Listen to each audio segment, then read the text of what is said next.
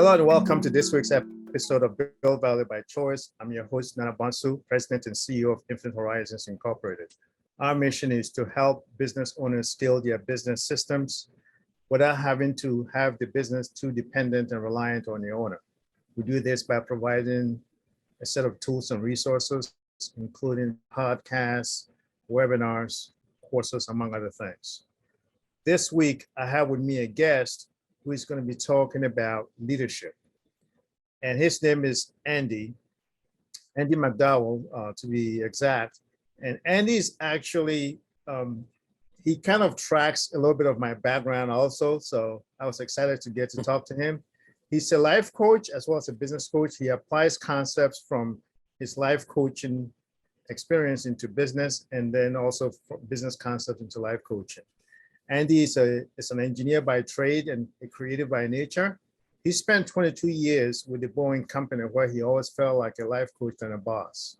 In 2002, he began his journey into entrepreneurship within the corporation when he was asked to develop an Airspace Design Consulting business from scratch that could serve the global government market. He has a bachelor's degree from Georgia Tech in electrical engineering and a master's degree in computer information systems from Georgia State. Naturally, his aviation work took him around the world and enabled him to work on high-profile projects, such as preparing the Beijing and Sochi Airports for their respective Olympic Games. Welcome to the show, Andy. Thank you very much. It's an honor and a privilege to be with you today. Wonderful. So you are a founder of a company called, I believe, Journey Your Value, and you help leaders create and share their value proposition. In your mind, what's Andy's definition of leadership? My definition of leadership is the ability to lead either yourself or a group of people from one place to another by the creation of culture and an environment that provides emotional safety to bring out the best in people. How would you describe good leadership, based on your definition?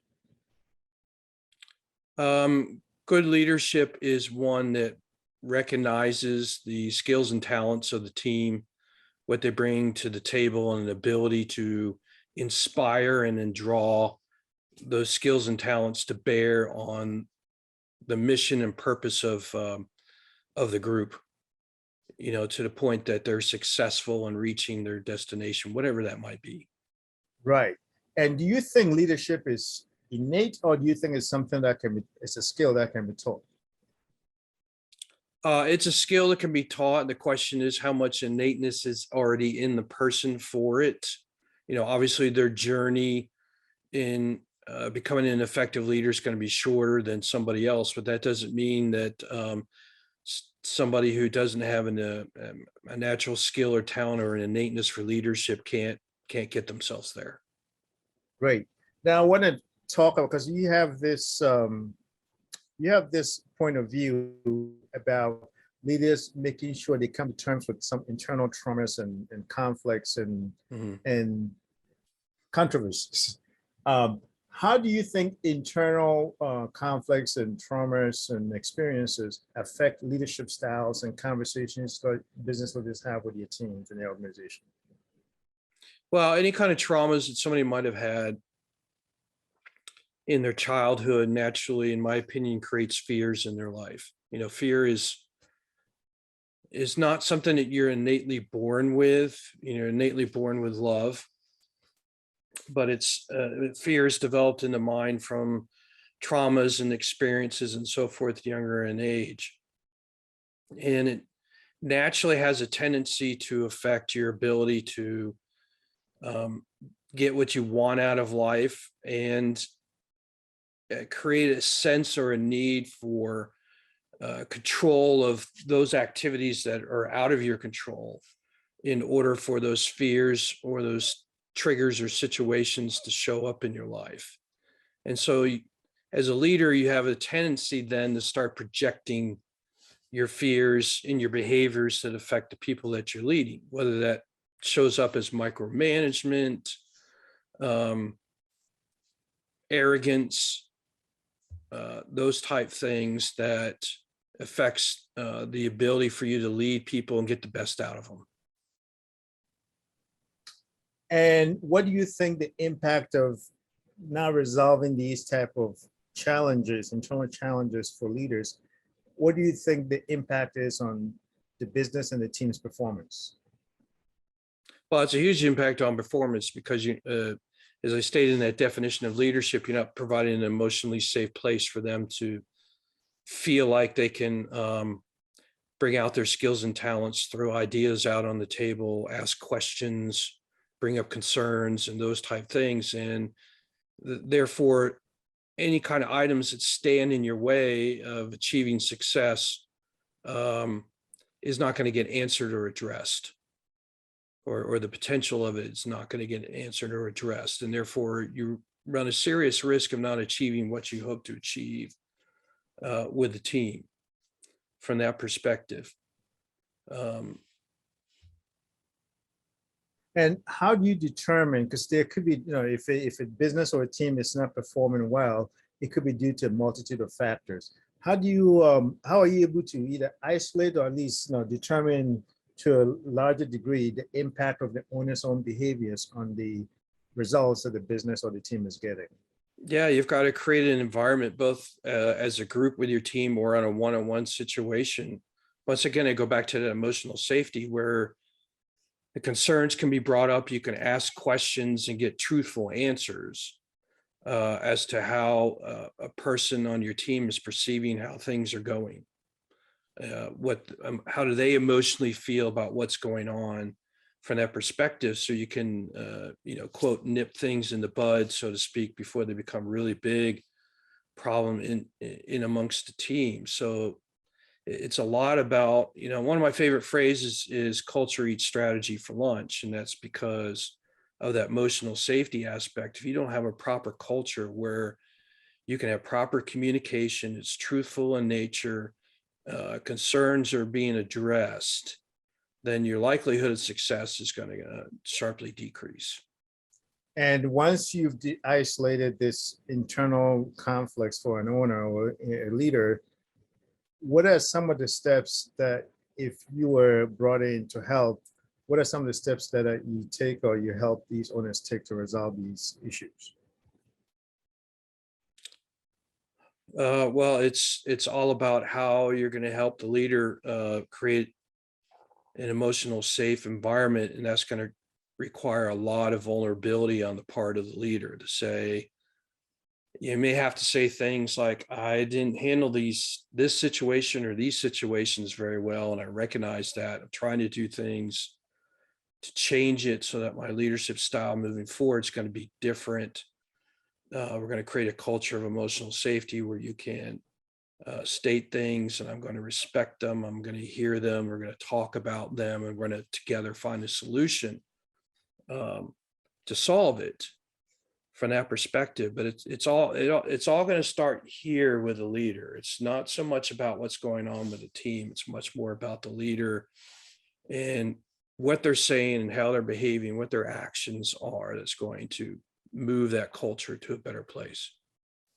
And why do you think it's important for leaders to be vulnerable, and how do they balance that? Because especially in these challenging times where there's a lot of adversity, just balancing being vulnerable with being confident so that the team or the organization can see you as the person they can be confident in leading them forward. Yeah, so you got to demonstrate that confidence, but that confidence is going to have to start with listening and making statements like, I'm going to listen. I'm not always necessarily going to agree with 100% of what you say, but I'm going to be respectful enough to listen, to hear your thoughts and your comments and have a conversation with you about it.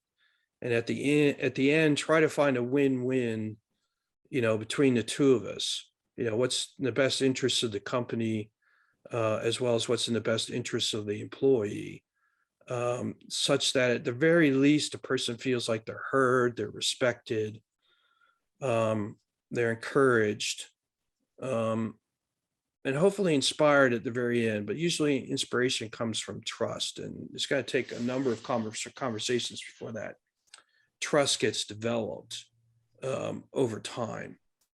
But it all has to start with a vulnerability to say, I know I didn't do so well, and I'm here to try and change things, and I want to listen. I may not necessarily agree with everything you have to say, but I will at least promise you I will listen and be respectful in my answers.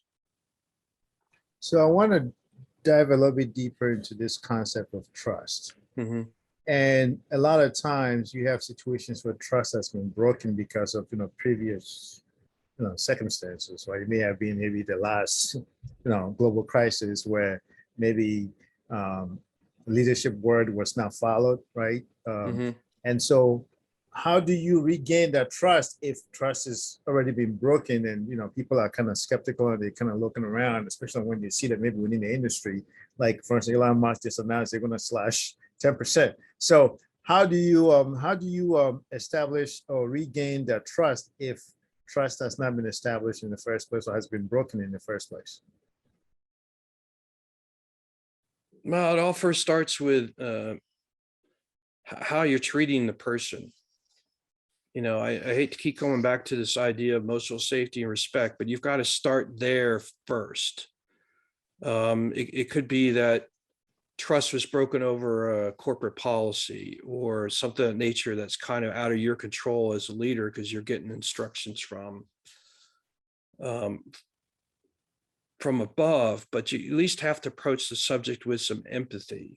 Maybe you're making a statement, I'm not happy with the policy either. I'll just be totally honest with you. I'm not a big fan of this policy either, but it is what it is. It's what leadership wants. So how can you and I together make the best of this situation from this perspective and have a dialogue from there? It has a lot to do with intention. What is your intention behind the conversation? And does the person on the other side of the table feel like you have their best interests at heart? You're willing to listen, you're willing to have a dialogue to try and find the best win-win you can get out of the situation as it stands. Yeah, is that where the whole emotional intelligence, EQ comes in, and because Mm-hmm. sometimes management is more right brain, you're looking at numbers and budget and all these different things, whereas this is more like left brain and just more like heart talk and stuff like that. So I guess that could be a challenge, right? Yeah, And absolutely. yeah, I mean, particularly for us men, from the perspective that our core masculinity is about mission and purpose. And it's not to say we're not emotional beings, but it's not our strength like it is as much as it is for women. So I always think of emotional intelligence as a muscle. So what are you doing to practice using your emotional skills and conversations with people, even if it's over a technical conversation where emotions aren't really playing into it? There's still ways that you can interject it here or there, see what kind of response and test it and see where your team is sitting or a particular person is sitting in their own emotional intelligence. and what advice would you give to the business owner or any kind of or their leadership team if they are struggling to create an environment of trust in the organization? Well, you have to ask a lot of questions, either through observation or talking to team members, if they would allow you to do that, to try and understand where trust is being broken down.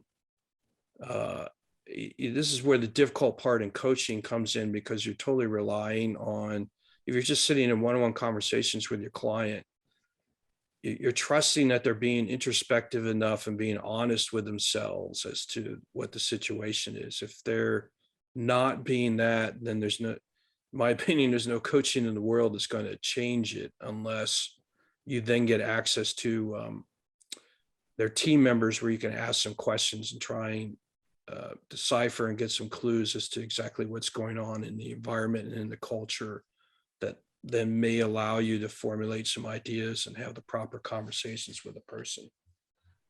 Yeah, so then let's pivot to your coaching thing. So on average, when you typically see the, have the breakthrough, if you haven't like, some of your clients, how long does it typically take before, you usually get the breakthrough on average?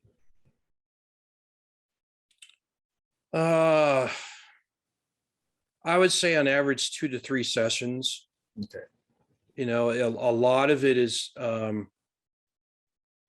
you always try to have that conversation up front about what's the difference between a coach and a consultant. I said, I'm not here to hand over answers.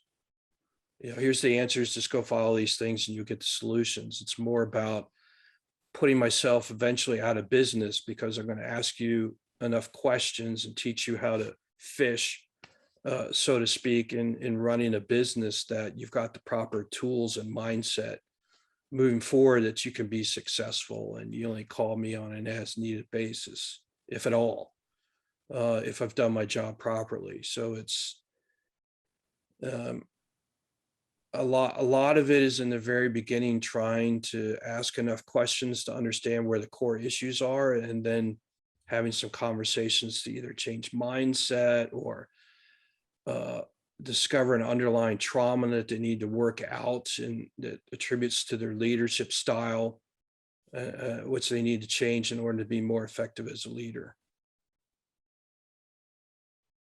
Wonderful. If people want to follow up with you and just get in contact with you or follow your work, where and how can they find you?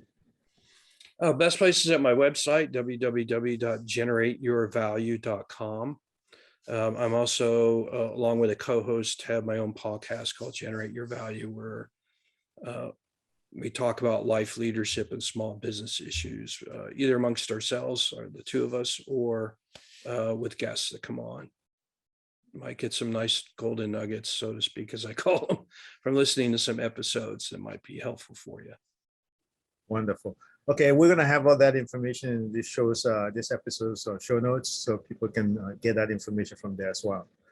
Well, thank you very much, Andy. Appreciate your golden nuggets that you shared today. It's been awesome, and look forward to speaking with you again soon. Yeah, I really appreciate the invite and coming on today, and keep generating your value in this world.